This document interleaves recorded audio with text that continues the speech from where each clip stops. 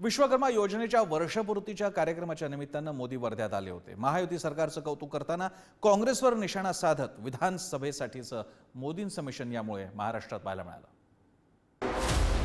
पंतप्रधान विश्वकर्मा योजनेच्या वर्षपूर्तीच्या निमित्तानं वर्ध्यातला पंतप्रधानांचा दौरा राजकीय ठरला। या वर्षपूर्तीच्या निमित्तानं वर्ध्यात 18 कारागिरांच्या कलाकृतींच्या प्रदर्शनाचं उद्घाटन पंतप्रधानांच्या हस्ते करण्यात आलं। त्यानंतर झालेल्या जाहीर कार्यक्रमात अनेक योजनांचा शुभारंभही पंतप्रधानांच्या हस्ते झाला। आचार्य चाणक्य कौशल्य विकास केंद्र योजनेचा पंतप्रधानांच्या हस्ते शुभारंभ झाला। 15 ते 45 वयोगटातील तरुणांना प्रशिक्षण दिले जाणार आहे। राज्यातील सुमारे 1.5 लाख तरुणांना दरवर्षी मोफत कौशल्य विकास प्रशिक्षण दिले जाईल। पुण्यश्लोक अहिल्यादेवी होळकर महिला स्टार्टअप योजनेचा पंतप्रधानांनी शुभारंभ केला। या योजनेत सुरुवातीच्या टप्प्यात महाराष्ट्रातील महिलांच्या नेतृत्वाखालील स्टार्टअप्सना मदत मिळणार आहे। महिलांना उद्योगासाठी 25 लाख रुपयांपर्यंतची आर्थिक मदत मिळेल।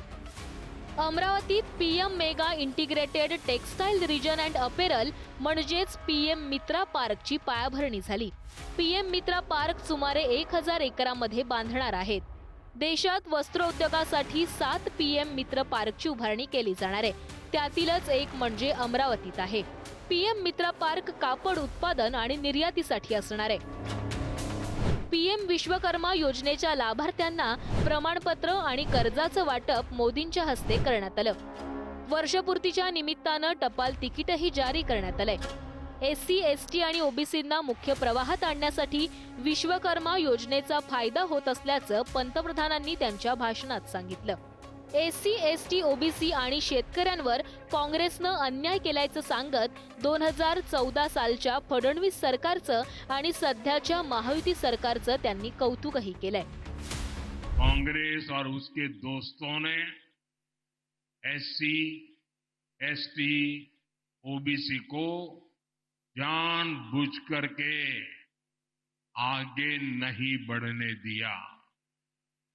हमने सरकारी सिस्टम से कांग्रेस की इस दलित पिछड़ा विरोधी सोच को खत्म किया है। पिछले 1 साल के आंकड़े बताते हैं कि आज विश्वकर्मा योजना का सबसे ज्यादा लाभ एससी, एसटी और ओबीसी समाज उठा रहा है। आज पीएम मित्र पार्क पर जिस तेजी से काम हो रहा है उससे डबल इंजन सरकार की इच्छा शक्ति का पता चलता है। हमारी डबल इंजन सरकार मिलकर किसानों की समृद्धि के लिए काम कर रही है। नरेंद्र मोदी हे आधुनिक भारताचे निर्माते असल्याचं यावेळी उपमुख्यमंत्री फडणवीस म्हणाले। तर पंतप्रधानांच्या रूपानं विकासाचा नवा मापदंड निर्माण झाल्याचं मुख्यमंत्री एकनाथ शिंदे म्हणाले। 10 साल बेमिसाल नरेंद्र मोदी जी है, विकास की नई मिसाल कि मोदी जी तीसरे कार्यकाल में प्रगति की गति 3 गुना बढ़ाएंगे और हमारे भारत को नई ऊंचाई प्रदान करेंगे।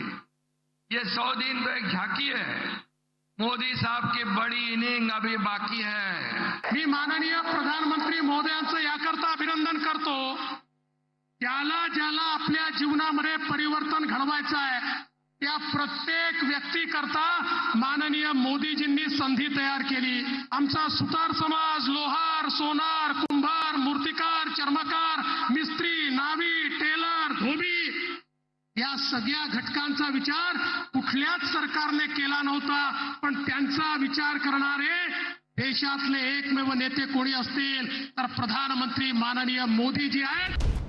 तर मोदींच्या या दौऱ्यावर विरोधकांनी टीका केली आहे। पंतप्रधान येतात, रिबीन कापून जातात, मात्र उद्योग राज्यातून बाहेर जात असल्याची टीका संजय राऊतांनी केली आहे। मोदी येतात, मोदी जातात, आपण नक्की कसलं उद्घाटन केलं आहे हेही त्यांना माहीत नसतं।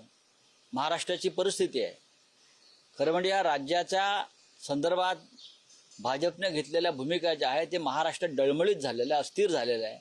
औद्योगिकदृष्ट्या कमजोर झालेलं आहे. याचं सर्वस्वी कारण नरेंद्र मोदी येतात आणि फिती कापून जातात. उद्योगाचं काय? आजही एक मोठा उद्योग गुजरातला गेलाय. विरोधी पक्षनेते विजय वडेट्टीवार यांनी जी माहिती दिली आहे ती गंभीर आहे.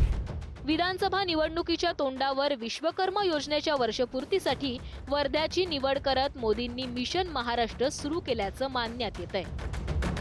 एससी, एसटी, ओबीसी, महिला आणि शेतकऱ्यांना महायुतीकडे ओढण्याचा प्रयत्न या कार्यक्रमातून स्पष्ट दिसला. काँग्रेसवर टीकास्त्र सोडत मवियाला टार्गेट करण्याची संधीही पंतप्रधानांनी सोडली नाही. लोकसभा निवडणुकीनंतर विदर्भात काँग्रेस जोमानं वाढताना दिसतेय. अशातच या कार्यक्रमाच्या निमित्तानं भाजपा आणि महायुतीला बळ देण्याचा प्रयत्न मोदींकडून करण्यात आलाय. या योजनांचा आणि या वर्ध्यातील कार्यक्रमाचा किती परिणाम होणार हे येत्या काळात स्पष्ट होईल. जितेंद्र शिंगाडे, पुढारी न्यूज, वर्धा.